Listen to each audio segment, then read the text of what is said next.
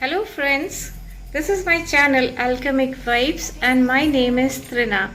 So it's been quite some time that I've been into tarot reading and tarot coaching. I'm going to share some of my experiences in this video, some of the points which I consider are important while doing tarot with the kids.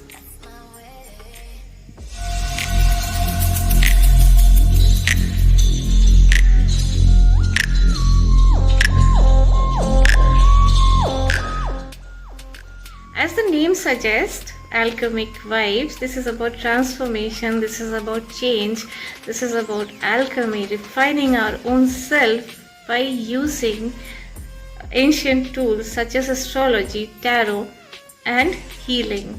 So where one can use this knowledge, use this important, very deeper knowledge to our own benefit in most practically applicable ways. The best thing about tarot is that it's where the future is not always fixed. That means that there is a process to it. That means that it can be changed. And that flexibility about tarot is the most beautiful thing while guiding, be it grown-ups or be it kids. While grown up will come and ask me questions like very practical ones, because we want to know what future holds for us, such as getting a job or getting money, like people are stuck, relationships, health, of course. There are a lot of concerns. But the most intriguing and most simplest of questions, and which makes deep sense and are like perfect to reflect on, such questions have come from kids always. So I'm always very excited to read for kids and how they respond to it. And because these cards are quite colorful in nature, for those who do not know about what the tarot cards are tools to know about our own self or surrounding. So they come in this kind of decks. These are angel cards, these kind of decks, or they are like other decks.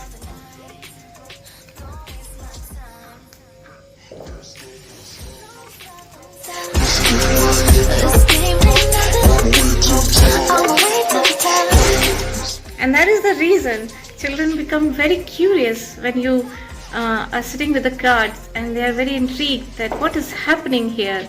Can I do a reading? Will you tell me what is happening?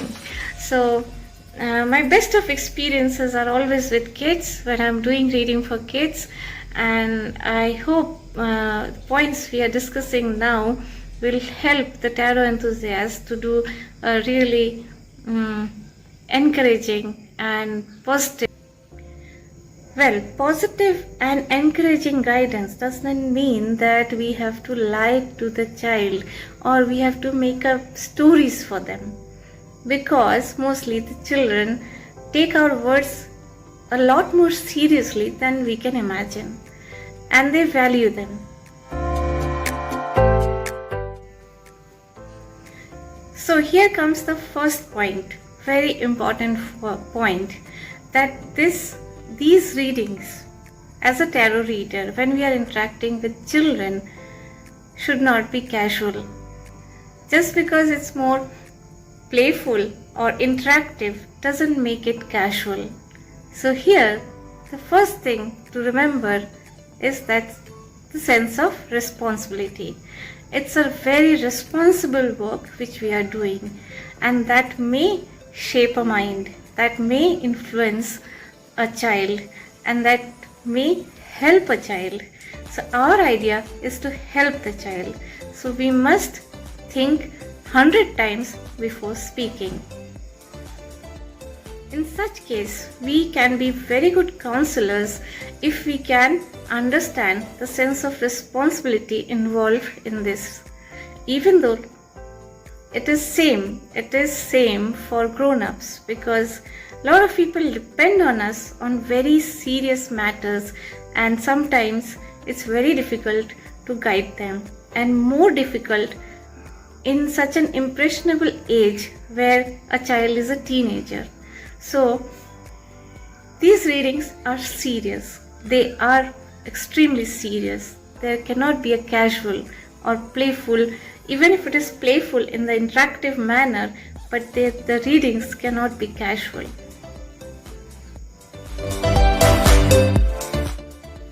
Second point is to trust the process. How do we trust the process? Because if you know that there is a story to Fool's journey, so how it starts from the zero, where the fool is an enthusiastic young boy and he develops towards the winning world card, right? So there's a story to it. There's something very beautifully improving there, and it shows the evolution of a human being, like how it goes through different times, different challenges, and the final goal is the world. That sense of winning, that sense of freedom. So we have to trust the process in the children and their lives. We have to trust it, that yes, this child is also going to reach that world. Third point, how do you guide for long-term futures? Well, there are some difference of opinion in all this, yet in my personal views and experience, we cannot block a 10-year-old, or we cannot frame or box a 10-year-old kid to say something about what he is going to be when he is 20 or 25. So suppose there is a question, and the kid is asking do you think I'm going to do business when I grow up, or do you think I'll be into a job? And the cards are showing that he has a good chance of becoming a very successful businessman. So how do we present it? At least from my experience, I will say that yes, you have an excellent potential to be a businessman. You will handle money matters very beautifully, because that's what the cards are reflecting. The potential, the inherent talents of a child, not always that what he is going to become. So here, my suggestion is to not impose the future onto the child. So here I will rather say that why don't you try out other avenues also, because the child has to choose by himself. I am not the one who is choosing for the child. So the child needs to explore life. He will learn through the process of life, and he will grow into something which is his best side. If I say that no, you are going to be a businessman, possibly there will be other sides which he may not explore. So am I blocking the child, or I am boxing the child that no, he is only going to be a businessman? So these are the questions one need to introspect about before saying something very fixed about a future which is 10 or 15 years away. So in that case, I would say I don't want to be right or wrong.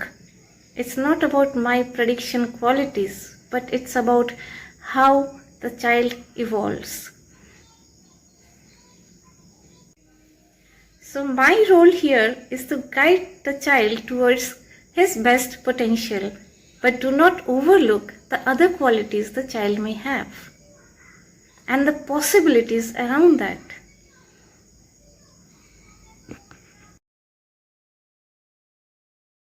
Then there are questions like, say, sports. A lot of kids ask whether I'm going to win so-and-so competition, and I'm preparing for it, and you get a card which is not supporting it. Then how do you guide the child? So it's simply that you have to work for it. You have to work harder for it. not that you are going to fail. At times, the children are quite reflective. They want to know which field is good for them, and sometimes the cards come up with say little negative ones, the cards which show a little bit of difficulties. So if such cards are there, then definitely most of the time, in my experience, they show some inherent fear or hesitation in the child. So then it will be best to give them an idea how to improve on those things. It can be a simple thing as the child is fearful of water and he wants to get into swimming. It can be simple attributes in a child which is, he's fighting with. Maybe he's struggling with those things. One of the very deep questions when children ask you, it makes you think. It makes you think like, I've been asked that will my parents be happy with me? It's very difficult because you can understand the child is under pressure. Possibly these performance pressures where he's trying to be up to the mark, up to the mark of others' expectation, and there it's best thing to say yes. I mean, I do not have any other way to tell this. So I've been asked very sensitive questions like, will I be happy when I grow up? And you look at the child and think, this is really something where I have to learn, not the child. So the answer is yes. Yes. Well, I don't want to sound too boring here, that it's all like heavy things, but yes, there are a lot of sweet and silly moments with the children, and while reading with kids, they have beautiful imaginations, they have nice dreams, and a lot of times it's a lot of fun and sweetness, silliness, and beautiful things. Like, I consider myself a forever student, so there's always something to learn from them. And of course, experience teaches us. Experience with the interactions you have of human life, you come to know a lot of people and how they think, and those are also a lot way they help us to understand psychology. Like, if you are observant, if you are empathetic about things, then definitely these are quite a beautiful learning process and enriching experiences.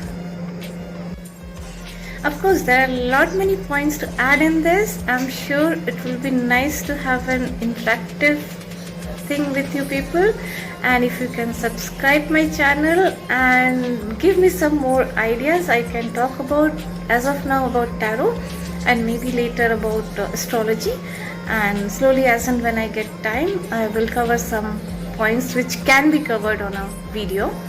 I like to share all that with you. So do write to me, email me, and tell me about ideas. I'm also learning to do all these video edits on a phone, and I hope to improve on the quality of the videos also. And going forward, I'll be learning all these ideas. So as of now, yes, you can suggest me, write to me, and let me know. What will you like to hear? What will you like to know? And as and when time permits, I will definitely like to share. Thank you so much for watching.